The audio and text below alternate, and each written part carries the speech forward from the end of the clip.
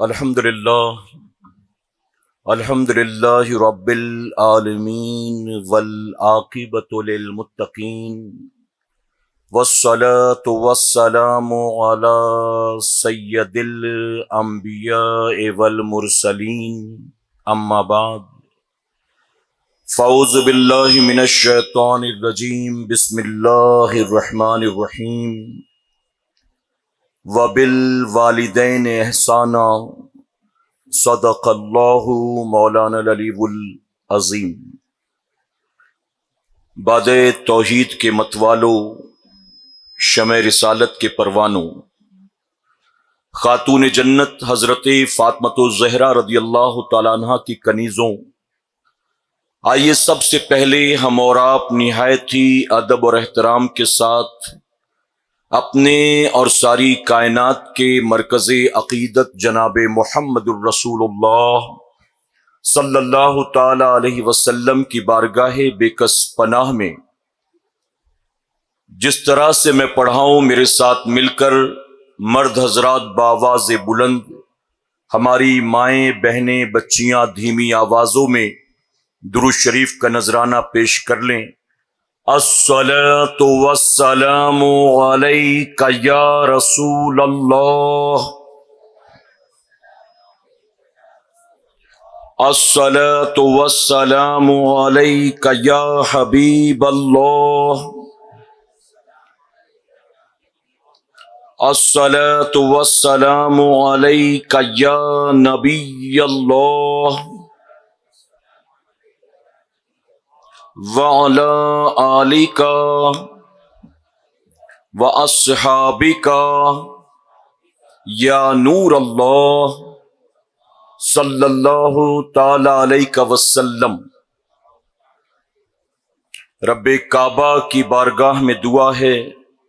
مولا اپنے حبیب صاحب لولاک صلی اللہ تعالی علیہ وسلم کے صدق و طفیل ہم تمام کا عالمی تحریک سنی دعوت اسلامی کے اس ریاستی اجتماع میں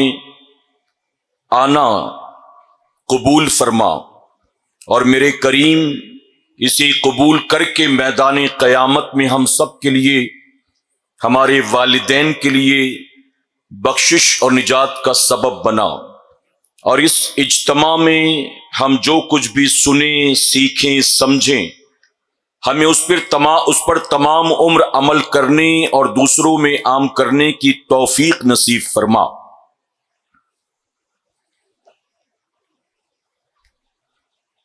ایک مدت سے میری ماں نہیں سوئی تابش، ایک مدت سے میری ماں نہیں سوئی تابش،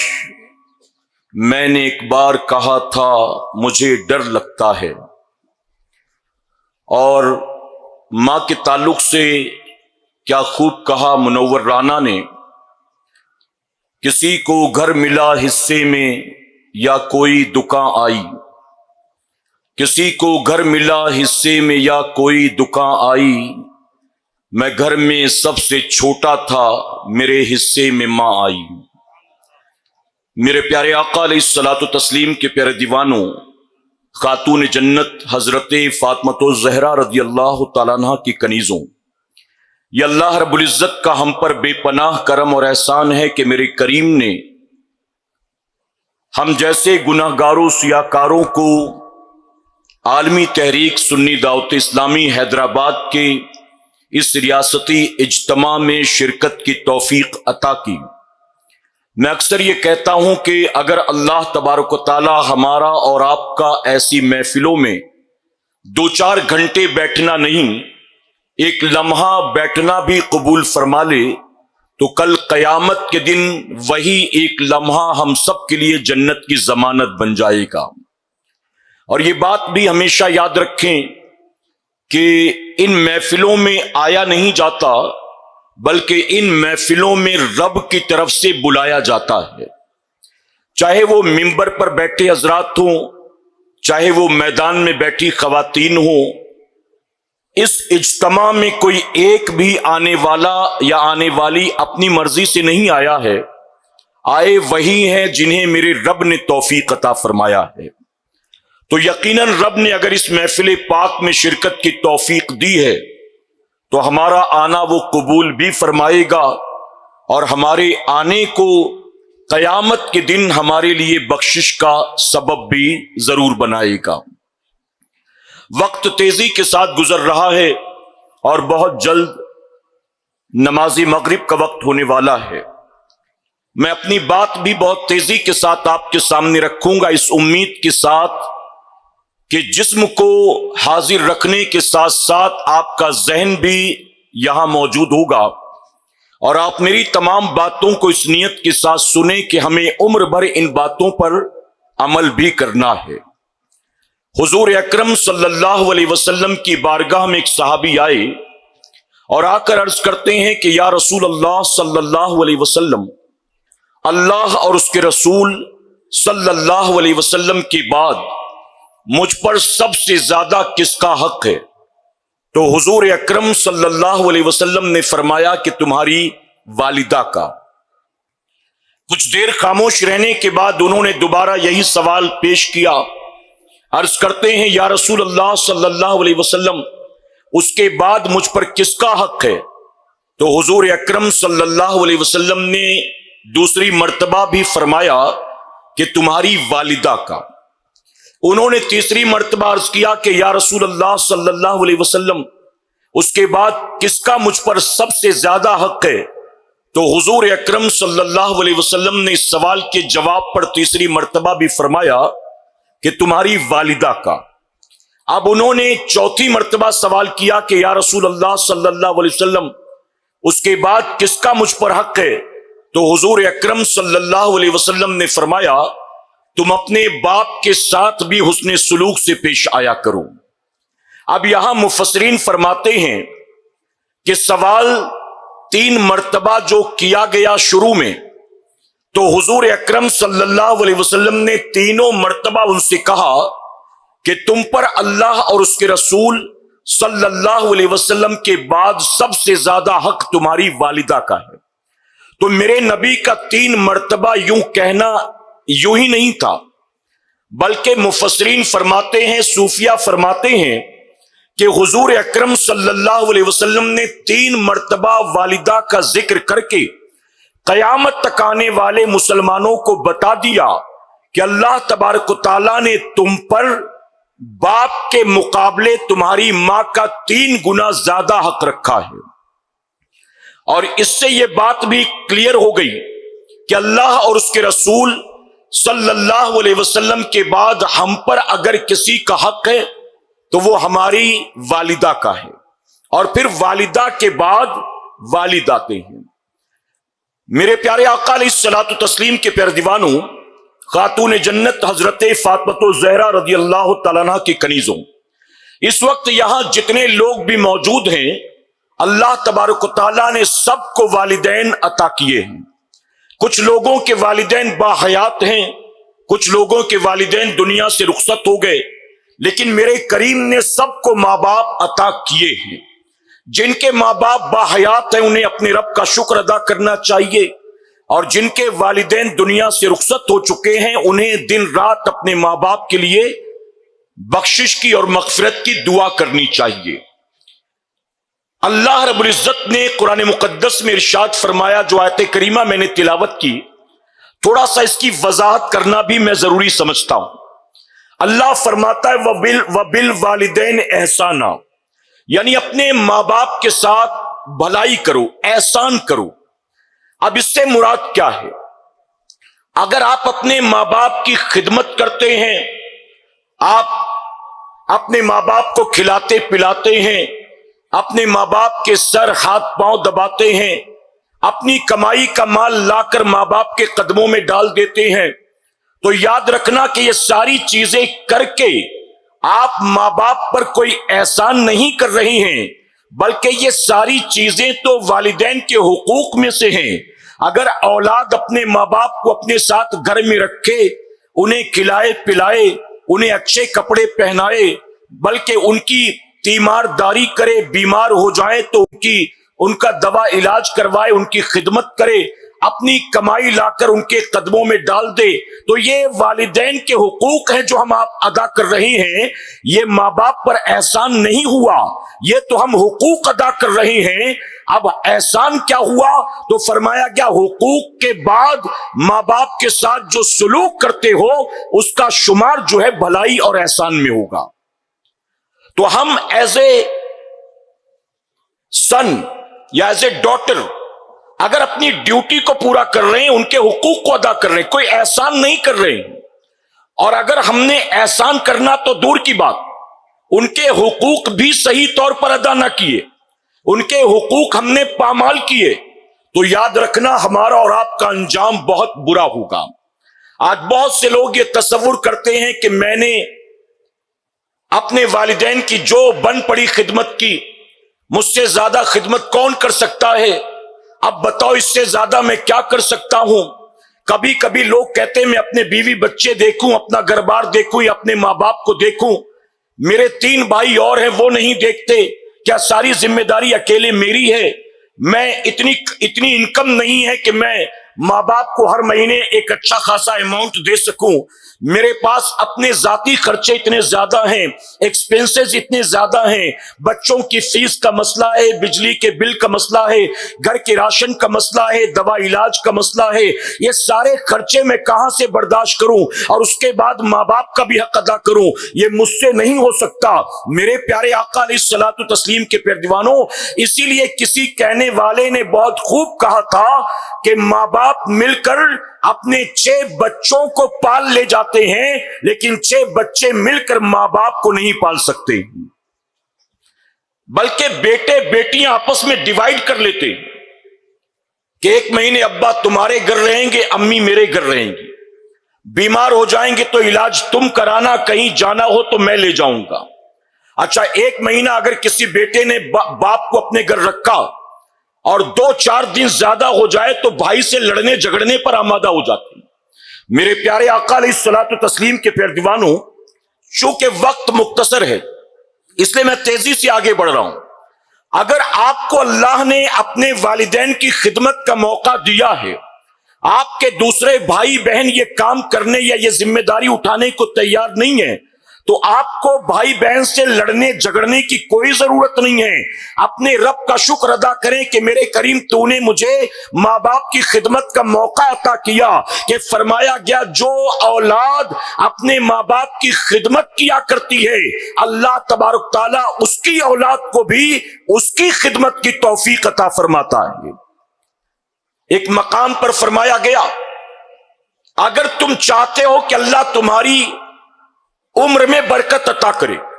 اگر تم چاہتے ہو کہ اللہ تمہاری روزی میں برکت عطا کرے، تو اس کے لیے کوئی بہت بڑا وظیفہ کرنے کی ضرورت نہیں ہے، بلکہ فرماتے ہیں اگر کوئی بندہ لمبی عمر چاہتا ہے، رزق میں برکت چاہتا ہے، تو آسان نسخہ ہے اپنے ماں باپ کی خدمت کرنا تو شروع کر دے، اللہ تیری روزی میں بھی برکت دے گا، اللہ تیری عمر میں بھی برکت عطا فرمائے گا۔ آج ہم یہ سمجھتے ہیں کہ میں جو کچھ کما رہا ہوں یہ میری ڈگری کی وجہ سے ہے، میرے ایکسپیرینس کی وجہ سے ہے، میری بھاگ دوڑ کی وجہ سے ہے، میری محنت مشقت کی وجہ سے ہے۔ اگر اللہ نے مجھے برکت دی ہے تو یہ میری محنت کا نتیجہ، آج اگر میں کامیاب ہو گیا ہوں تو یہ میری پڑھائی لکھائی کا نتیجہ،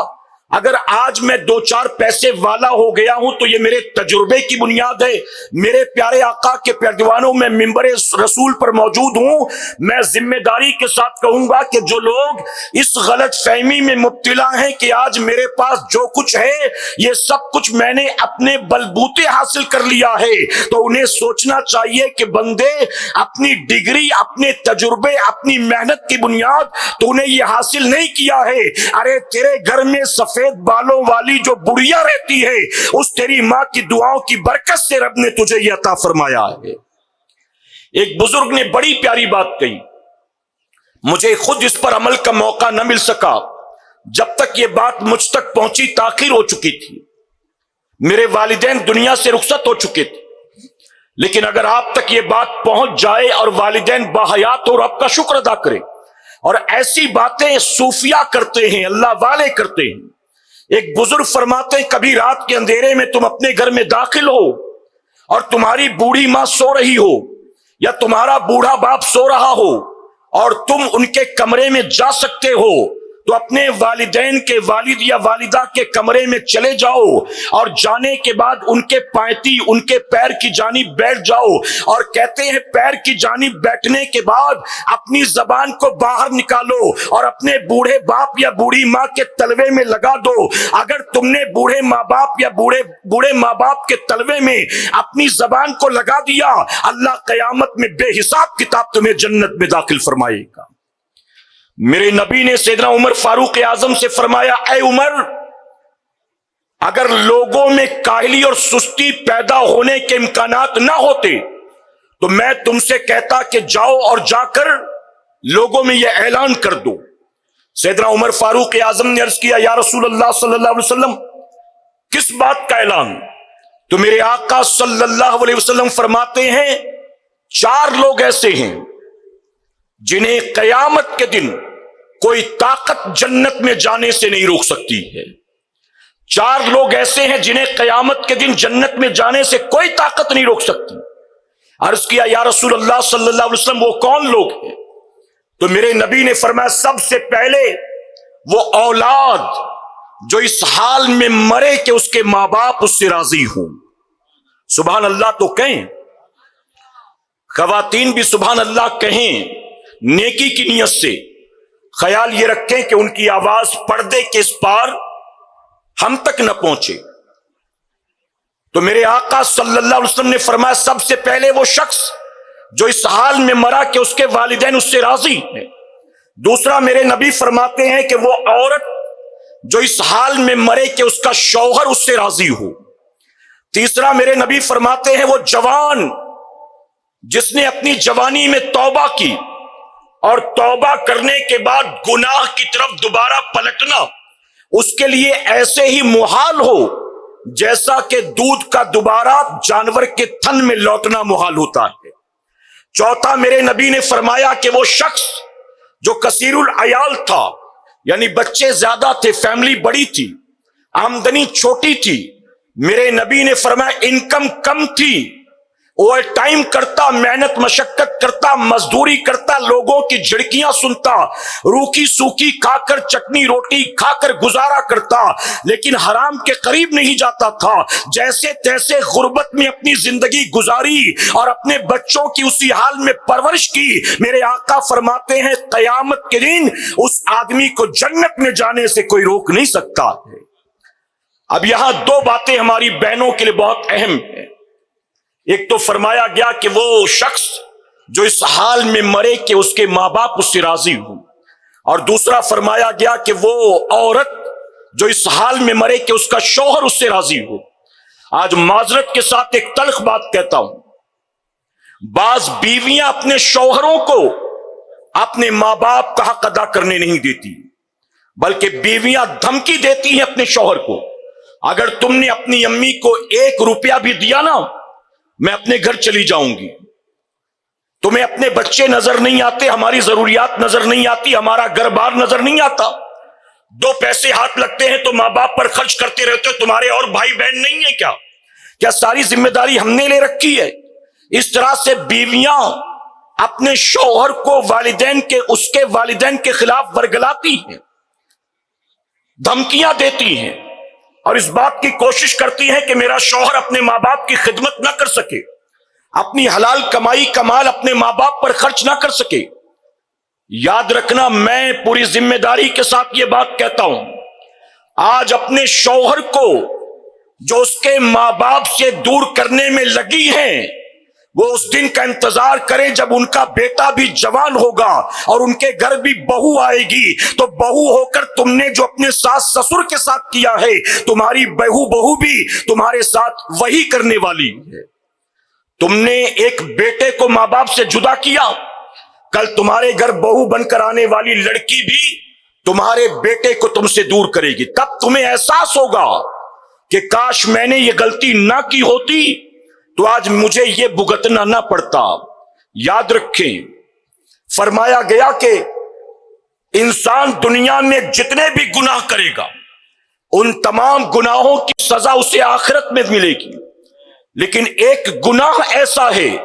جس گناہ کی سزا آخرت کے ساتھ ساتھ اللہ بندے کو دنیا میں بھی دیتا ہے، اور وہ گناہ کون سا ہے؟ فرمایا گیا ماں باپ کی دل آزاری کرنا، اپنے ماں باپ کا دل دکھانا، یہ وہ گناہ ہے کہ جس کی سزا آخرت کے ساتھ ساتھ بندے کو دنیا میں بھی دی جائے گی۔ اگر کسی مرد کے نکاح میں ماں باپ کا مقام سمجھنا ہے، اگر کسی مرد کے نکاح میں ایک دو نہیں بلکہ 4 عورتیں ہوں، مالدار ہے، 4 نکاح کر سکتا ہے، چاروں کے حقوق ادا کر سکتا ہے، اس نے کیا، چاروں بیویوں کو اس نے خوب زیور بنوا دیے، چاروں کو اس نے 1.5 2 کروڑ کے فلیٹ دلا دیے، چاروں کو ہر مہینے 1.25 لاکھ روپے مینٹیننس کے دیتا، چاروں کے گھر کے راشن پانی دوا علاج بجلی کے بل کا خیال رکھتا، یعنی مکمل طور پر چاروں بیویوں کے حقوق ادا کر رہا ہے، چاروں کے پاس وقت بھی دیتا ہے، آتا جاتا بھی ہے، گھومتا پھرتا بھی ہے، کھاتا پیتا بھی ہے، چاروں بیویاں اس کو خوب دعائیں دیتی ہیں، اپنے اپنے مائکے میں جاتی ہیں تو بڑی تعریفیں کرتی ہیں، اپنی سہیلیوں میں اپنے شوہر کی خوب تعریفیں کرتی ہیں، لیکن اس کے گھر میں اگر اس کی 62 سال کی بوڑھی ماں بستر پر بیمار پڑی ہے اور بیٹا اپنی ماں کے سرہانے بیٹھتا نہیں، اپنی ماں کی طبیعت پوچھتا نہیں، اپنی ماں کی طرف توجہ دیتا نہیں، تو کل قیامت میں 4 بیویوں کی دعائیں اسے جنت میں نہیں لے جائیں گی، بلکہ ماں کا دل دکھانا اسے جہنم کا ایندھن بنا دے گا۔ ہماری آپ کی تو کوئی اوقات نہیں ہے۔ حضور اکرم صلی اللہ علیہ وسلم کی بارگاہ میں ایک صحابیہ آئی، عرض کرتی ہیں یا رسول اللہ صلی اللہ علیہ وسلم، میرے شوہر علقمہ کی زندگی کا آخری وقت ہے، حالت سکرات میں ہے، کافی دیر سے تڑپ رہے ہیں، لیکن جسم سے روح پرواز نہیں کرتی، آپ دعا فرما دیں کہ اللہ آسانی فرمائے۔ تو میرے آقا صلی اللہ علیہ وسلم نے فرمایا کیا ان کے والدین زندہ ہیں؟ تو کہا والد تو نہیں، والدہ موجود ہیں۔ تو میرے نبی نے صحابیہ سے کہا جاؤ ان کی والدہ کو میرے پاس بھیجو۔ جب انہوں نے سنا تو فوراً حضور اکرم صلی اللہ علیہ وسلم کی خدمت میں حاضر ہوئی۔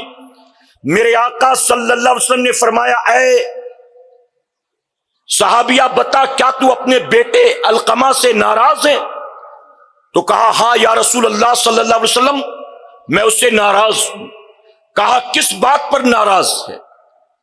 تو جواب دیتی ہے جب تک شادی نہیں ہوئی تھی وہ میرا تھا، میری فکر کرتا تھا، میری خدمت کرتا تھا، صبح شام امی کرتے امی بولتے بولتے زبان نہیں تھکتی تھی، لیکن جب سے میں نے اس کا نکاح کرایا ہے میری طرف پلٹ کر نہیں دیکھتا، میں دن بھر اس کا انتظار کرتی ہوں، گھر آنے کے بعد مجھ سے ملتا بھی نہیں ہے، میں انتظار میں رہتی ہوں، کبھی میرے ساتھ تو دسترخوان پر بیٹھے، کبھی میرے سامنے تو 2-4 لقمے کھائے، مجھ سے کچھ باتیں کرے، لیکن میرا بیٹا بالکل بدل گیا، نہ مجھ سے ملتا ہے نہ مجھے سلام کرتا ہے، میرے کام ترس گئے کہ کبھی تو مجھے ماں کہہ کر بلائے، اس نے میرا بہت دل دکھایا ہے، اسی لیے میں اس سے ناراض ہوں۔ تو جانتے ہو میرے نبی نے کیا فرمایا؟ آقا فرماتے ہیں اپنے بیٹے کو معاف کر دے۔ تو جانتے ہو صحابیہ نے کیا عرض کیا؟ عرض کرتی ہے یا رسول اللہ صلی اللہ علیہ وسلم اگر آپ کا حکم ہے تو معاف کر دیتی ہوں، لیکن دل تو نہیں چاہتا کہ میں اسے معاف کروں، اس نے میرا بہت دل دکھایا ہے۔ تو میرے نبی نے حضرت بلال کو بلایا اور بلال کو بلا کر کہا بلال لکڑیاں جمع کرو۔ سیدنا بلال نے لکڑیاں اکٹھا کر لی۔ اب میرے نبی نے فرمایا اس میں آگ لگا دو۔ اب سیدنا بلال نے اس میں آگ لگا دی، آگ کی لپٹیں ہوا سے باتیں کرنے لگی۔ تو میرے آقا نے فرمایا اب علقمہ کو اٹھاؤ اور اٹھا کر لا کر اس آگ میں ڈال دو۔ اللہ اکبر! ماں نے سنا فوراً تڑپ جاتی ہے، عرض کرتی ہے یا رسول اللہ ایک ماں کی آنکھوں کے سامنے اس کے بیٹے کے ساتھ آپ ایسا کیوں کرنا چاہتے ہیں؟ کیا میرے بیٹے کو اس جلتی آگ میں ڈال دیا جائے گا؟ تو جانتے میرے نبی نے کیا فرمایا؟ گیا۔ آقا فرماتے میں تو تیرے بیٹے کو تھوڑی دیر کے لیے اس آگ میں ڈالتا ہوں، اگر تو نے اسے معاف نہ کیا تو ہمیشہ کے لیے جہنم کی آگ میں وہ جلایا جائے گا۔ ارے ماں کا سننا تھا، ماں تو ماں ہی ہوتی ہے نا، فوراً تڑپ اٹھتی ہے، کہتی یا رسول اللہ آپ گواہ ہو جائیں، میں اپنے بیٹے کو معاف کرتی ہوں، اپنے بیٹے کو معاف کرتی ہوں۔ یہاں ماں کا معاف کرنا تھا، وہاں اللہ نے انہیں کلمے کی توفیق عطا کر دی ہے۔ آپ بتائیں کہ ایک صحابی رسول ماں کا دل دکھائیں تو انہیں آخری وقت میں کلمہ میسر نہ آئے، اور یہاں ماں کو گالیاں دینے میں پیچھے نہیں ہٹتے، ماں کو جھڑکیاں دینے میں پیچھے نہیں ہٹتے، ماں کو دھمکیاں دینے میں پیچھے نہیں ہٹتے، ماں کو اپنی بڑی بڑی آنکھیں دکھانے میں پیچھے نہیں ہٹتے، ماں پر ہاتھ اٹھانے میں پیچھے نہیں ہٹتے۔ میرے پیارے آقا علیہ الصلوۃ والتسلیم کے پیر دیوانوں، مجھے وہ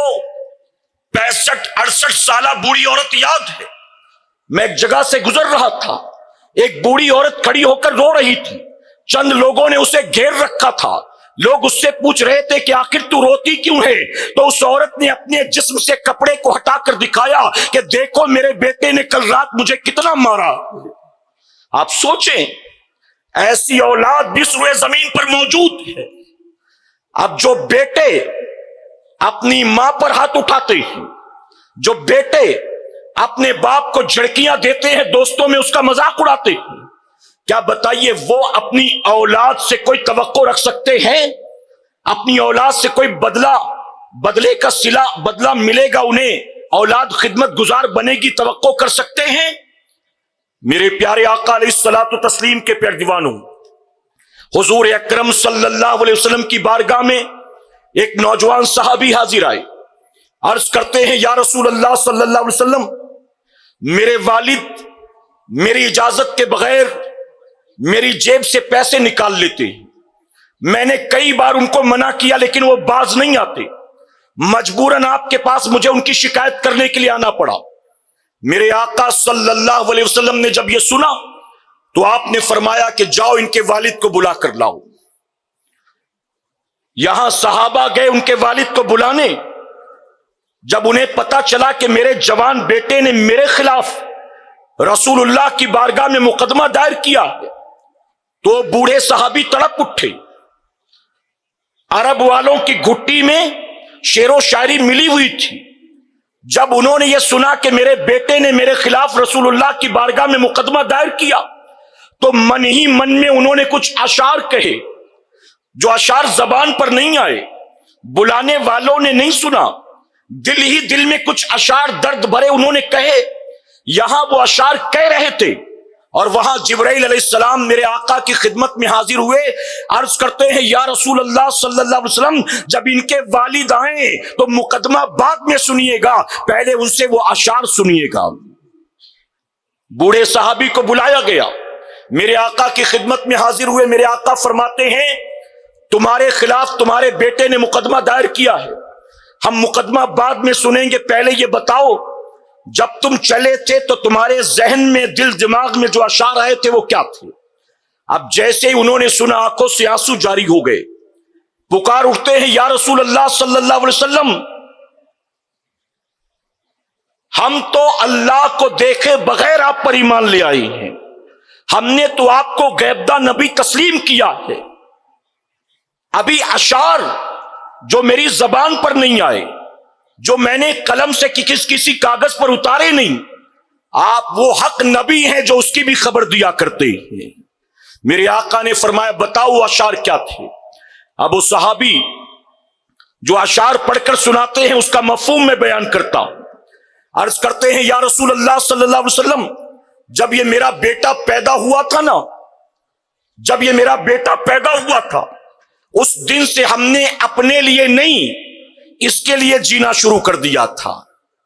جب یہ پیدا ہوا تو اس کے بعد ہم نے اس کی خواہشات کے لیے اپنی خواہشات کو دفن کر دیا، اس کی ضروریات کو پورا کرنے کے لیے اپنی ضروریات کو فراموش کر دیا، ہم نے تھپکیاں دے کر اسے سلایا ہے، رات رات بھر گود میں اٹھا کر ٹہلایا ہے، اس کو ہنچکی آتی تو میرا کلیجہ منہ کو آ جاتا تھا، رات اس کی آنکھ کھل جاتی تو میں پوری رات سو نہیں پاتا تھا، سردیوں کی رات میں اسے اپنے سینے پہ لٹا کر تھپکیاں دے کر سلایا کرتا تھا۔ یا رسول اللہ میرا بیٹا آگے بڑھ رہا تھا اور میں عمر کے اعتبار سے آگے بڑھ رہا تھا، جیسے جیسے میرا بیٹا چلنے کے قابل بنا میں اس کی انگلی پکڑ کر چلاتا تھا، لقمہ بنا کر کھلاتا تھا، توتلی زبان کو بولنا سکھاتا تھا۔ میرا بیٹا جب بڑا ہو رہا تھا میں نے اپنی ساری امیدیں اپنی اولاد سے وابستہ کر دی۔ یا رسول اللہ میری ہڈیاں کمزور ہو رہی تھی، اس کی ہڈیوں میں جان پیدا ہو گئی، میری کمر جھکتی جا رہی تھی، اس کی کمر توانا ہوتی جا رہی تھی، میرے تو سر کے بال جڑ رہے تھے اور اس کے سر کے بال بڑھ رہے تھے۔ یا رسول اللہ اس کی آنکھوں میں تیزی آ گئی تھی، چمک آ گئی تھی اور میری نگاہیں کمزور ہو گئی تھی، اس کی قوت سماعت بڑھ گئی تھی اور میری قوت سماعت کمزور ہو گئی تھی۔ یا رسول اللہ اس کے پیدا ہونے کے بعد میں نے ساری امیدیں اس کے لیے اس پر وابستہ کر دی۔ میں نے سوچا کہ جو میں قربانیاں دے رہا ہوں، جو میں اس کے لیے محنت کر رہا ہوں، میں نے نہ دن دیکھا نہ رات دیکھا، میں نے سردیوں کو، گرمیوں کو، بارش کو برداشت کیا اپنی اولاد کو اچھی زندگی دینے کے لیے۔ یا رسول اللہ صلی اللہ علیہ وسلم جب میرا بیٹا بالکل ہرا بھرا توانا درخت بن گیا، میں بالکل بوڑھا کمزور ہو چکا تھا، میری کمر جھک گئی تھی، میری ہڈیوں میں درد پیدا ہو گیا تھا، میرے ہاتھ پاؤں کانپنے لگ گئے تھے، میں نے سوچا بچپن میں انگلی پکڑ کر میں نے چلایا ہے، میرے بڑھاپے کی لاٹھی یہ بنے گا، میرے بڑھاپے کا سہارا یہ بنے گا۔ بچپن میں گود میں بٹھا کر میں نے کھلایا ہے، بڑھاپے میں دسترخوان پر بٹھا کر یہ مجھے کھلائے گا پلائے گا۔ لیکن یا رسول اللہ صلی اللہ علیہ وسلم جب یہ 30 سال کا کڑیل جوان ہو گیا تب مجھے پتا چلا کہ اس نے تو مجھے باپ سمجھنا ہی چھوڑ دیا، اس کی نگاہیں بدل گئیں، اس کا رویہ بدل گیا، اس کا سلوک بدل گیا، انداز گفتگو بدل گیا، یہ تو مجھے باپ نہیں نوکر بھی نہیں سمجھتا ہے۔ یا رسول اللہ ارے کوئی آدمی اپنے گھر کے نوکر کو صبح شام کم سے کم ایک روٹی تو دے دیتا ہے، یہ میرا بیٹا میری طرف پلٹ کر دیکھتا بھی نہیں ہے، کبھی مجھے ابا کہہ کے بلاتا نہیں ہے، کبھی مجھے دیکھ کر مسکراتا نہیں ہے۔ یا رسول اللہ صلی اللہ علیہ وسلم میرے بیٹے نے میرے ساتھ ایسا کیا ہے۔ جانتے ہو صحابی اپنی داستان بیان کرتے جا رہے تھے اور رحمت للعالمین آقا روتے جا رہے تھے، آنکھوں سے ساون بھادو برس رہا تھا اور صحابہ بھی زاروں قطار رو رہے تھے، وہ صحابی ہچکیاں لے لے کر اپنی کہانی سنا رہے تھے۔ آخر میں میرے نبی نے اس نوجوان صحابی کا گریبان پکڑا اور دھکا دیتے ہوئے کہا نکل جا یہاں سے، چلا جا یہاں سے، اور جاتے جاتے میرے نبی نے فرمایا تو بھی اپنے باپ کا ہے اور تیرا مال بھی تیرے باپ کا ہے، تو بھی اپنے باپ کا ہے اور تیرا مال بھی تیرے باپ کا ہے۔ اے سرکار مدینہ علیہ الصلوۃ والتسلیم کے پیروانوں، میرے نبی نے فرمایا ماں کے قدموں کے نیچے اللہ نے اولاد کی جنت کو رکھا ہے، اللہ نے اولاد کی جنت کو ماں کے قدموں کے نیچے رکھا ہے۔ کوئی کتنا بڑا حافظ قرآن بن جائے، قاری قرآن بن جائے، کتنا بڑا شیخ الحدیث بن جائے، کتنا بڑا مفتی قاضی شہر بن جائے، کتنا بڑا پیر بن جائے، ارے وقت کا قطب ابدال غوث بن جائے، اس کی جنت بھی اللہ نے اس کے ماں کے قدموں کے نیچے رکھا ہے۔ پیر کے ہاتھوں کو چوم کر جو مرید اپنے آپ کو جنتی سمجھتا ہے اسے یہ یاد رکھنا چاہیے کہ میرے پیر کی جنت بھی میرے ماں کے قدموں کے نیچے ہے۔ رسول اللہ نے فرمایا ماں کے قدموں کے نیچے اولاد کی جنت ہے، اور باپ جنت کے دروازوں میں سے بیچ والا دروازہ ہے، جنت کے دروازوں میں سے بیچ والا دروازہ ہے۔ میرے نبی نے فرمایا اللہ فرماتا ہے کوئی بندہ اگر یہ جاننا چاہتا ہے کہ میرا رب مجھ سے راضی ہے کہ ناراض ہے، وہ اپنے باپ کو دیکھ لے، اگر باپ راضی ہے تو یہ اس بات کی ضمانت ہے کہ میرا رب بھی مجھ سے راضی ہے۔ آج کون ہے جو باپ کی رضا کی فکر کرتا ہے؟ آج کون ہے جو ماں کی خوشی کا خیال رکھتا ہے؟ ارے شادی کو 6 مہینے ہوئے، ہر جوان کو یہ پتا ہوتا ہے میری بیوی کو آئس کریم پسند ہے کہ کیک پسند ہے کہ چاکلیٹ پسند، لیکن ماں 60 سال کی ہو گئی، اولاد کو اب تک یہ نہیں پتا کہ میری ماں کو کیا پسند ہے۔ بیوی کا ٹیلر کہاں ہے، بیوی کپڑے کون سے اسٹور سے لیتی ہے، بیوی کا جویلر کون ہے،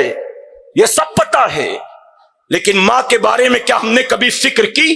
अपने बूढ़े बाप के बारे में कभी फिक्र की? मैं माजरत के साथ कहूंगा कि लोग मुरीद बनते हैं और बैत के 2-3 महीने के बाद ही पीर साहब की तमाम ख्वाहिशात का पता चल जाता है कि पीर साहब को क्या पसंद है, क्या नापसंद है, कहाँ की मिठाई खाते हैं, कौन से होटल का खाना खाते हैं, ये तो मुरीद को पता चल जाता है। लेकिन बूढ़े माँ बाप के बारे में पता नहीं होता, अब्बा को क्या पसंद है और अम्मी को क्या नापसंद है।